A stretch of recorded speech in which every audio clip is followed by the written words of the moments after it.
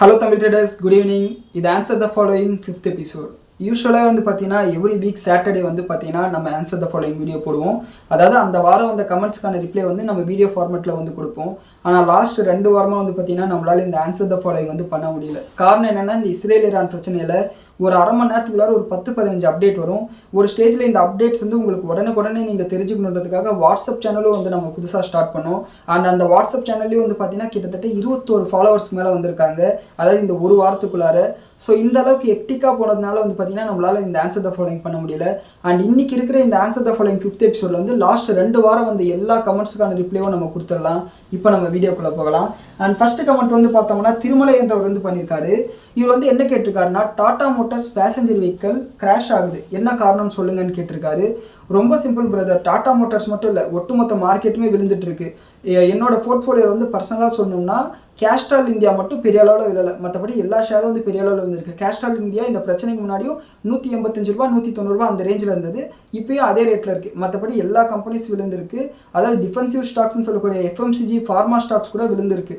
So இப்படி இருக்கும்போது வந்து பார்த்தீங்கன்னா டாடா மோட்டார்ஸ் மட்டும் இதுக்கு விதிவிலக்கு கிடையாது. அண்ட் அது மட்டும் இல்லாமல் இந்த ஃபியர் வந்து பார்த்தீங்கன்னா நீங்கள் முதல்ல புரிஞ்சுக்கணும். க்ரூட் ஆயில் தட்டுப்பாடு வந்துச்சுன்னா பெட்ரோல் டீசலோட விலை வந்து அதிகமாகும், கேஸோட விலையும் அதிகமாகும். அண்ட் இதன் காரணமாக வந்து பார்த்தீங்கன்னா டைரெக்டாக கம்பெனிஸ்க்கு வந்து பார்த்தீங்கன்னா மிகப்பெரிய பாதிப்பு இருக்கும். அண்ட் அது மட்டும் இல்லாமல் நம்மளோட மக்கள்கிட்ட வாங்கும் சக்தி வந்து குறையறதுக்கு வாய்ப்பு இருக்குது, இன்ஃப்ளேஷன் வந்து அதிகமாகிறதுக்கு வாய்ப்பு இருக்குது. அதாவது பெட்ரோலோட விலை அதிகமாச்சுன்னா எல்லா பொருட்களோட விலையும் அதிகமாகும். எல்லா பொருட்களோட விலையும் அதிகமாகும் போது இயல்பாகவே வந்து கன்சம்ஷன் கம்மியாகும். கன்சம்ஷன் கம்மியாகும் போது தேவையான பொருட்கள் மட்டும்தான் நம்ம வாங்குவோம். அதாவது லக்ஸரியான பொருட்களை நம்ம வாங்க மாட்டோம். அதாவது வெஹிக்கல்ஸ், அதாவது கார் மாதிரியான பொருளெல்லாம் பணக்காரங்க வாங்குறது, பணம் அதிகமாக இருக்கும்போது வாங்குறது. ஸோ இந்த அளவுக்கு வந்து பார்த்திங்கன்னா ஒரு பொருளாதார நெருக்கடி இருக்கும்போது கார் சேல்ஸ் வந்து கம்மியாயிடுமோன்ற பயத்தில் டாடா மோட்டார்ஸ் வந்துருக்கு. ஆல்மோஸ்ட் எல்லா கம்பெனியும் வந்து பார்த்திங்கன்னா அவங்களோட சேல்ஸில் இம்பாக்ட் இருக்குமோ, இந்த க்ரூட் ஆயில் விலையேற்றத்தினால அவங்களோட மார்ஜினில் இம்பாக்ட் இருக்குமோன்ற காரணத்தினால தான் விழுந்திருக்கு. ஸோ பயப்படாதீங்க, ஒன்ஸ் இந்த பிரச்சனை முடிஞ்சதுக்கப்புறம் இது எல்லாமே ரெக்கவர் ஆகக்கூடிய ஷேர்ஸ் தான். இந்த பிரச்சனை எப்போ முடியுன்றது தான் நமக்கு தெரியாத விஷயம். அண்ட் அது வரையும் வந்து பார்த்தீங்கன்னா மார்க்கெட் இதே மாதிரி டவுன் ட்ரெண்டில் தான் இருக்கும். கொஞ்சம் கொஞ்சமாக நீங்கள் ஷேர்ஸை அக்குமுலேட் பண்ணுங்கள். அதை தவிர்த்து வேறு எதுவும் பேனிக் செல்லிங் பண்ணாதீங்க. பேனிக்கில் வந்து பார்த்தீங்கன்னா எல்லாரும் வந்து வித்துட்டு வெளியே வந்துடலான்னு இருப்பாங்க, அதுதான் பண்ணக்கூடிய மிகப்பெரிய தப்பாக இருக்கும். சடனாக வந்து பார்த்தீங்கன்னா நாங்கள் சீஸ்ஃபயர் சொல்கிறோம், இல்லைன்னா சீஸ்ஃபயரே சொல்லாமல் மெதுவாக கப்பலெல்லாம் விட ஆரம்பிச்சிட்டாங்கன்னா இந்த பிரச்சனை வந்து பார்த்தீங்கன்னா நார்மலைஸ் ஆகிடும். ஸோ பொறுத்திருந்து பார்ப்போம் என்ன நடக்குதுன்னு சொல்லிட்டு. அண்ட் அடுத்த கமெண்ட் வந்து பார்த்தோம்னா கோகுல் என்றவர் வந்து பண்ணியிருக்காரு. இவர் வந்து என்ன சொல்லியிருக்காருன்னா, your videos are really good, why are you making only share market, you can also talk about general topics அப்படின்னு கேட்டிருக்காரு. அதாவது நீங்கள் நல்லா தான் வீடியோ போடுறீங்க, ஏன் ஷேர் மார்க்கெட் பற்றி மட்டும் போடுறீங்க, ஜென்ரல் டாபிக்ஸும் பேசலாம்லன்னு கேட்டிருக்காரு. பிரதர் ரொம்ப சிம்பிள் பிரதர், நான் காலையில் எழுந்த உடனே ஷேர் மார்க்கெட் ஓரியன்டான நியூஸ் பார்ப்பேன். அதாவது அமெரிக்கன் மார்க்கெட் எப்படி இருக்குது, க்ரூட் ஆயில் கோல்டு ப்ரைஸஸ் எப்படி க்ளோஸ் ஆயிருக்கு, அமெரிக்காவில் முக்கியமான ஸ்டேட்மெண்ட் ஏதாவது வந்திருக்கா, அமெரிக்காவில் ஐடி ஸ்டாக்ஸ் எப்படி வந்து பர்ஃபார்ம் பண்ணிது, இதை தான் வந்து நான் பார்ப்பேன். அண்ட் அதுக்கப்புறம் நம்மளோட மார்க்கெட் ஓப்பன் ஆகும், நான் வேலைக்கு போயிடுவேன். அண்ட் வேலையிலேருந்து வந்து நம்மளோட மார்க்கெட்டோட நியூஸை வந்து நான் கன்சியூம் பண்ணுவேன்.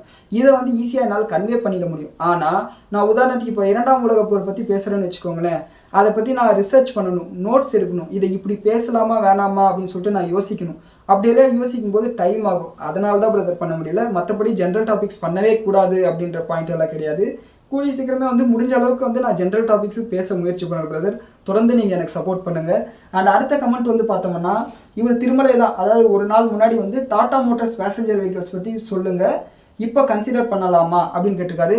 டாடா மோட்டார்ஸ் வந்து பார்த்தீங்கன்னா ஒரு ஸ்டேபிளான கம்பெனி, ப்ரொமோட்டர் இன்டெகிரிட்டி இருக்கக்கூடிய கம்பெனி, நீங்கள் அதை கன்சிடர் பண்ணலாம். ஆனால் எப்பயுமே வந்து பார்த்தீங்கன்னா உங்களோட போர்ட்ஃபோலியோவில் ஒரு குறிப்பிட்ட கம்பெனிக்கு 3% மேலே அலோகேஷனை கொடுக்காதீங்க. அது எவ்வளோ தான் நல்ல கம்பெனியாக இருந்தாலும் சரி, நம்ம வந்து அதிகமான அலோகேஷன் கொடுத்தா அதிகமான ரிஸ்க்கை வந்து நம்ம எக்ஸ்போஷர் பண்ணுறோன்றது அர்த்தம். நீங்கள் 3% அலோகேஷன் கொடுத்து அது 100 மடங்கு பெருசாகி 30% ஆச்சுன்னா கூட நீங்கள் கவலைப்பட வேண்டிய அவசியம் கிடையாது. ஆனால் நீங்கள் இன்வெஸ்ட் பண்ணும்போதே உங்கள் போர்ட்ஃபோலியோவில் ஒரு 30-40% ஒரு குறிப்பிட்ட ஷேரில் இன்வெஸ்ட் பண்ணுறீங்கன்னா அது 0 ஆயிடுச்சுன்னா நீங்கள் என்ன பண்ணுவீங்க, கஷ்டம் இல்லைங்களா? அதனால் ஒரு குறிப்பிட்ட ஷேரில் 100% அலோகேட் பண்ணாதீங்க, டைவர்சிஃபை பண்ணுங்க. ஆனால் டாடா மோட்டார்ஸ் நல்ல கம்பெனி தான், நீங்கள் வந்து விலை கொஞ்சம் கொஞ்சமாக வாங்கிட்டே இருங்க. ஒன்ஸ் மார்க்கெட் ரிகவர் ஆகும்போது இதெல்லாம் உங்களை ரிவார்ட் பண்ணக்கூடிய ஒரு ஷேர் தான், கொஞ்சம் பேஷன்ஸாக இருக்கணும், அவ்வளோதான். அடுத்து வந்து பார்த்தோம்னா ராபின்டோ அமல் என்றவர் வந்து பார்த்தீங்கன்னா கமெண்ட் பண்ணியிருக்காரு. நான் பேரை கரெக்டாக ஸ்பெல் பண்ணுறேன்னு எனக்கு தெரியல பிரதர், தப்பாக இருந்தால் மன்னிச்சுக்கோங்க. அதாவது இவர் என்ன சொல்லியிருக்காருன்னா சப்ஸ்கிரைப்டு ப்ரோ அப்படின்னு சொல்லியிருக்காரு.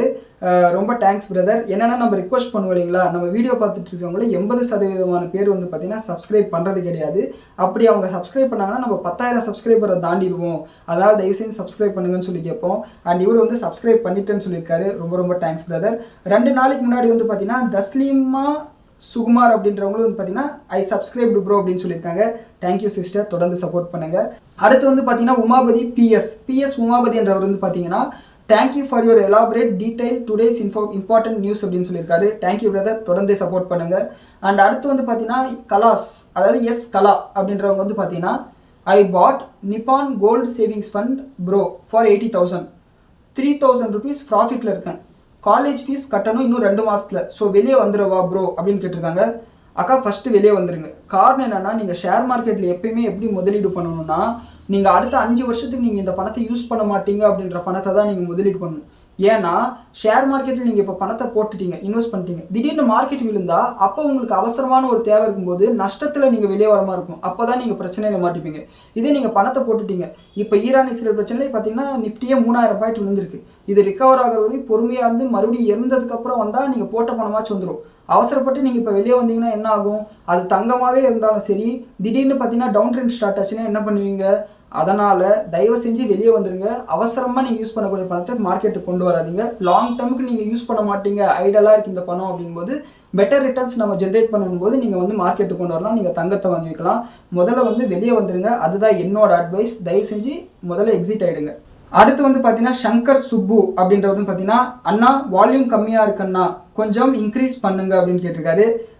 பிரதர், கண்டிப்பாக பிரதர், வால்யூம் கம்மியாக இருக்குதுன்னு நீங்கள் சொல்கிறீங்க. கண்டிப்பாக வந்து கூடிய சீக்கிரமே நம்ம ஒரு மைக்கை வாங்கிடுவோம். மைக்கை வாங்கிட்டோம்னா கண்டிப்பாக நம்மளோட வால்யூம் வந்து இன்க்ரீஸ் ஆகிடும். ஸோ கண்டிப்பாக நான் அதை சரி பண்ணுறேன் பிரதர். அடுத்து வந்து பார்த்தீங்கன்னா கோவிந்தன் கிருஷ்ணமூர்த்தின்றவர் வந்து பார்த்தீங்கன்னா கமெண்ட் பண்ணியிருக்காரு. Good explanation bro, kindly clarify why Nifty private bank index is falling and its dynamics with current market. Thank you. அதாவது நிஃப்டி பிரைவேட் பேங்க் இண்டெக்ஸ் எதனால் விழுது, இப்போ இருக்கிற மார்க்கெட் சுச்சுவேஷனுக்கு அதனோட டைனமிக்ஸ் எக்ஸ்பிளைன் பண்ண சொல்லிக்கிட்டு இருக்காரு.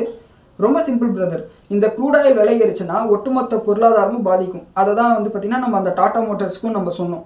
இந்த மாதிரி ஒட்டுமொத்த பொருளாதாரமும் பாதிக்கும் போது கடன் வாங்கினவங்க நிறைய பேரால் அதை திருப்பி கொடுக்க முடியாத சூழ்நிலை ஏற்படலாம். அப்படி போகும்போது பேங்க்கில் நான் பெர்ஃபார்மிங் அசெட், அதாவது பேட் லோன்ஸ் அதிகமாகும். பேட் லோன்ஸ் அதிகமாச்சுன்னா அதுக்கு வந்து பேங்க்ஸ் வந்து ப்ரொவிஷன் பண்ண ஆரம்பிக்கணும். ப்ரொவிஷன் பண்ணாங்கன்னா அவங்களோட லாபம் குறையும். லாபமே இல்லாமல் நஷ்டத்தை கூட ரிப்போர்ட் பண்ண வேண்டிய சூழ்நிலை ஏற்படும். அப்படி நஷ்டத்தை ஏற்பட்டுச்சுன்னா ஆட்டோமேட்டிக்காக ஷேர் ப்ரைஸ் வந்து விழும். இந்த காரணத்தினால தான் வந்து பார்த்தீங்கன்னா ஓவராலாக மார்க்கெட் ஃபுல்லாக ரிசெஷன் வந்துருமோன்ற பயத்தில், எல்லாருக்குமே வந்து பார்த்தீங்கன்னா கிரெடிட் ரிஸ்க் வந்துருமோன்ற பயத்தில் ப்ரைவேட் செக்டர் பேங்க் வந்து பார்த்தீங்கன்னா அதிகமாக விழுந்திருக்கு. அண்ட் பப்ளிக் செக்டர் பேங்க் வந்து பார்த்தீங்கன்னா கவர்மெண்ட்டோட பேக்கிங் இருக்கும். சரிங்களா? ஒரு பேங்க்குக்கு பிரச்சனைனா 2-3 பேங்க்கை ஒன்றா மெர்ஜ் பண்ணி பிரச்சனையை முடிச்சிடுவாங்க. எஸ் பேங்க் வந்து பார்த்தீங்கன்னா இத்தனைக்கு ஒரு ப்ரைவேட் செக்டர் பேங்க்.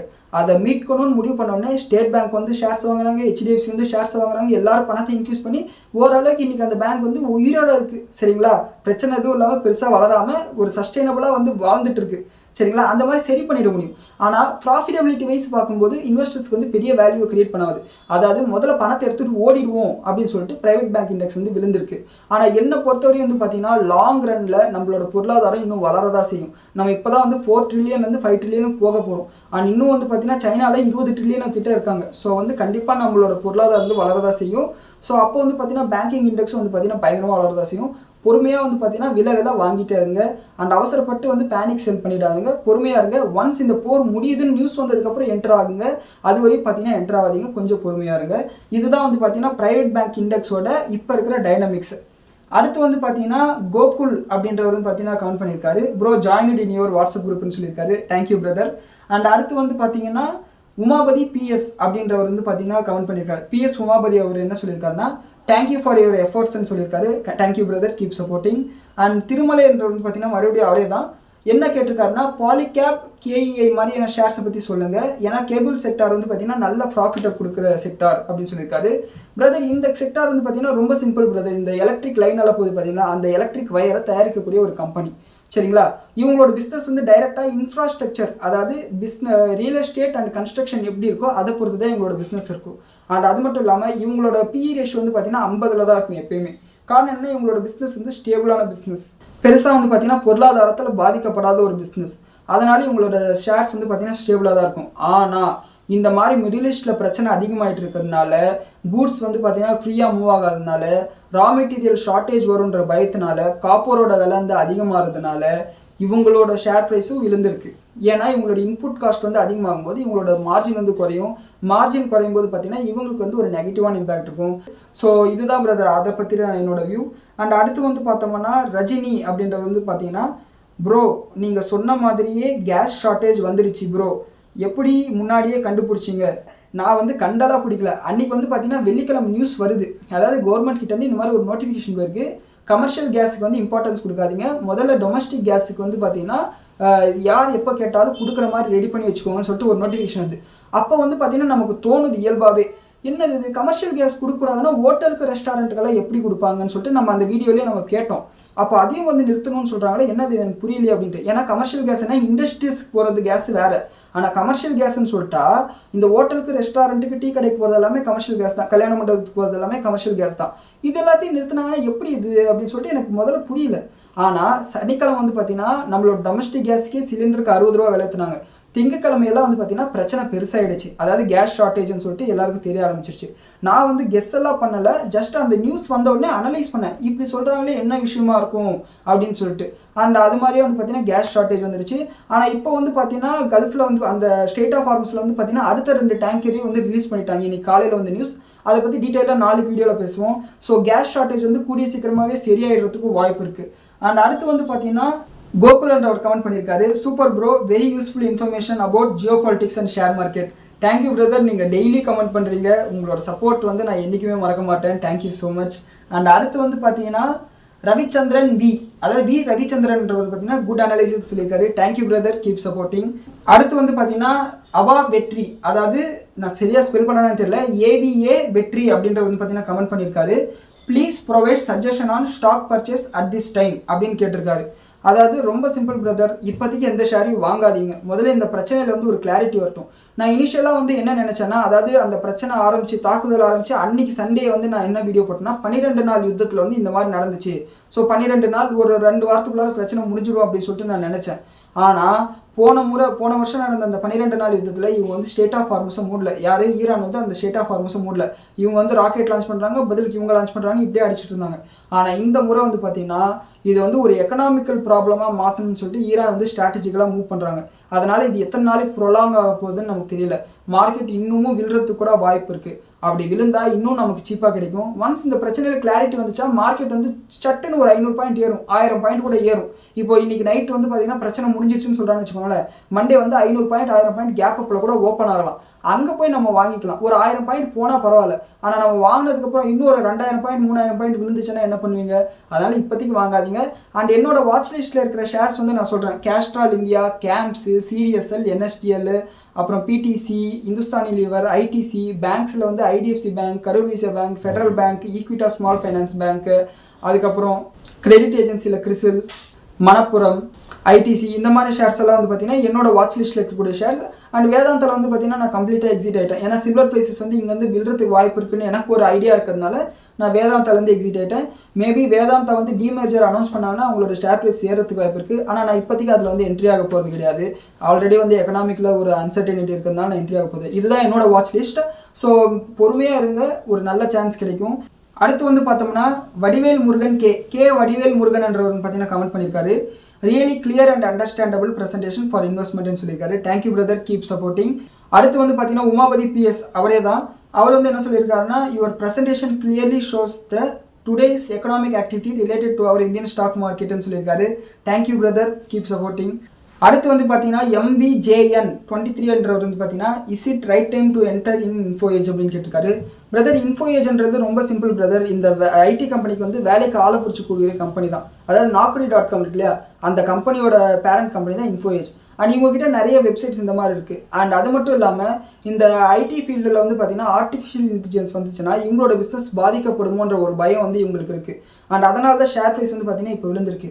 அண்ட் அது மட்டும் இல்லாமல் இவங்களோட மார்க்கெட் கேபிட்டலைசேஷனை விட இவங்க சில கம்பெனிஸில் வந்து பார்த்தீங்கன்னா ஸ்டார்ட் அப்பாக இருக்கும்போது இன்வெஸ்ட் பண்ணியிருக்காங்க. ஜொமேட்டோவில் இருக்கட்டும், பிபி ஃபின்டெக்காக இருக்கட்டும், இன்னும் நிறைய கம்பெனிஸில் இன்வெஸ்ட் பண்ணியிருப்பாங்க. இந்த 2 கம்பெனி மட்டும் லிஸ்டட் கம்பெனி.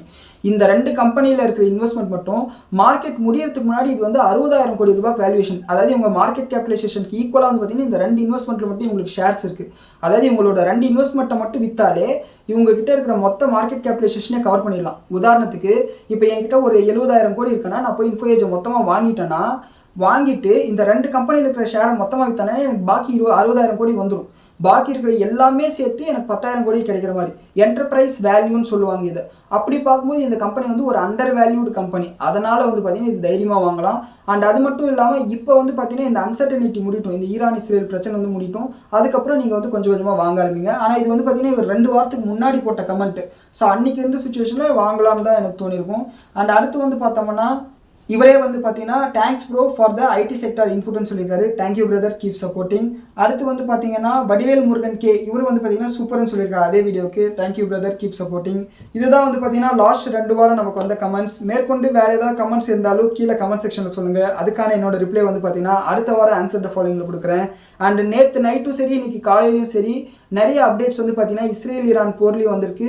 அதே மாதிரி வடகொரியா வந்து பார்த்தீங்கன்னா ஜப்பான் மேலே வந்து மிசைல் தாக்குதல் பண்ணியிருக்காங்க. இது எல்லாத்த பற்றியும் இதனால் மார்க்கெட்ஸ் எந்த அளவுக்கு பாதிக்கப்பட போகுதுன்றதை பற்றியும் நாளைக்கு வீடியோவில் டீட்டெயில்டாக பேசுகிறேன். அதை மறக்காமல் பாருங்கள். நன்றி, வணக்கம்.